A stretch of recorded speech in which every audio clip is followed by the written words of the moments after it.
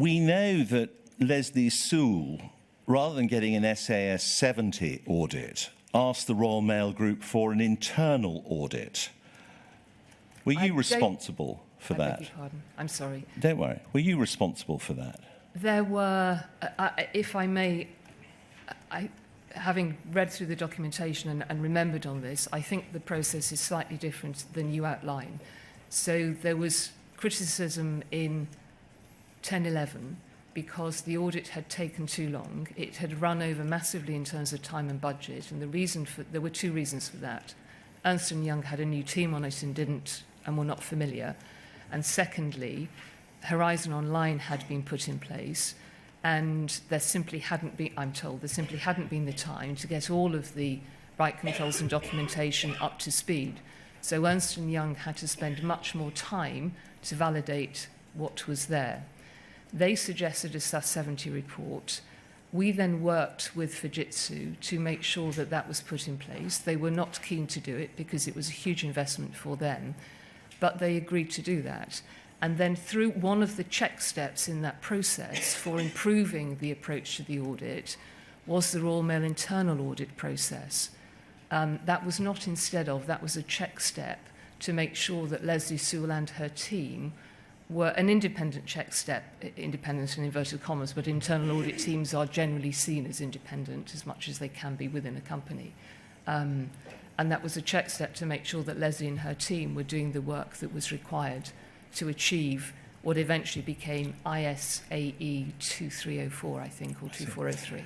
Well, the internal audit review of Horizon has been seen by the inquiry, and it's dated the 1st of February 2012. It was sent to you and to Moya Green, the CEO at RMG, yes, as well as to other senior people at RMG. And it stated that with regard to the poor controls, it found that it is, and I quote, "it is difficult to detect and prevent inappropriate changes being made to master data." And it also responded to the Ernst & Young March 2011 letter and stated that the position as at the end of January 2012 was that none of the issues raised by Ernst & Young had been resolved. The verdicts were that substantial progress had been made in respect of some of the recommendations, or significant work remained and was required. So I just ask you this, would it be right to say that that remained the position throughout the time that you were CEO?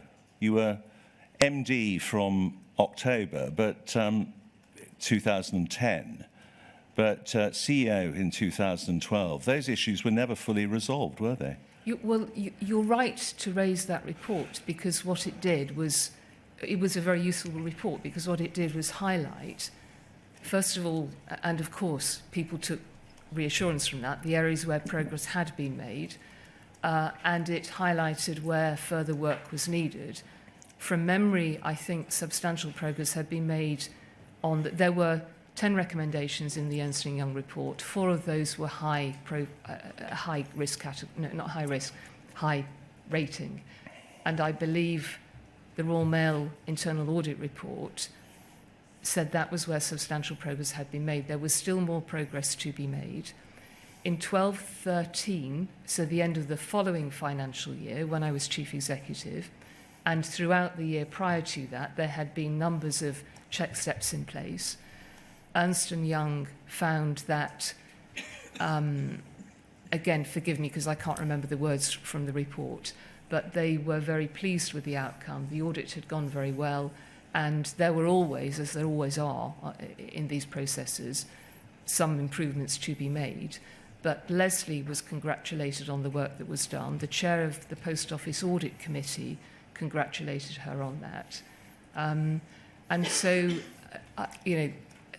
I and the group executive and the board took some comfort from that. As we went forwards, the audits continued to flag some improvements, but to be clear that the accounts could be signed off unqualified, and that the IT side of the audits had improved from the... I think, you know, you're right to flag the crisis situation, which we took over on separation. I'm sure that the board took comfort. I'm sure there was a mutual congratulatory fest. But the fact is, remote access was never unauthorised tampering, was never resolved throughout the entire time of your tenure as managing director and as chief executive.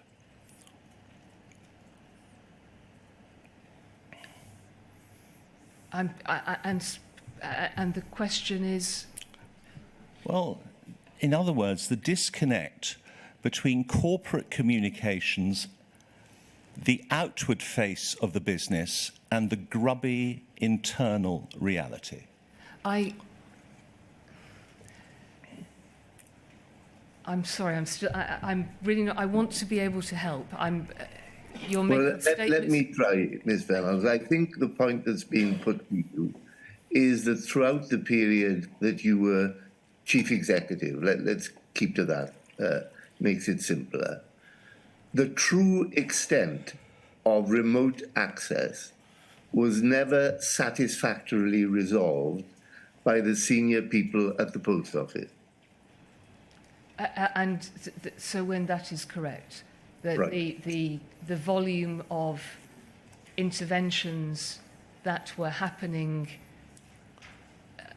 as I understand it, and I've only understood this since in terms of what is detailed in the Horizon Chief Judgment and the Project Bramble report, which I've seen afterwards, is it appears as though there were interventions on a fairly frequent basis, which, as Mr. Beer said yesterday, was not uncovered, at least, was not known to me, and I believe the board and the group executive. I don't know how widely within Post Office that information was known, but clearly it was happening.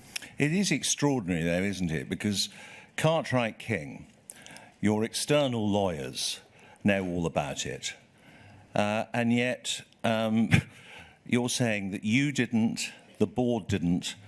I mean, this is la-la land, isn't it? What was the point about Cartwright King, please? Well, Cartwright King were concerned about remote access and Andy Wynne having to authorise transactions. And Cartwright King were stating that, you know, they weren't sure how, to what extent the Post Office actually knew about Fujitsu's access to the system. I think, I'm not sure if that's news to me or not. Today, I don't recall that at all from the time.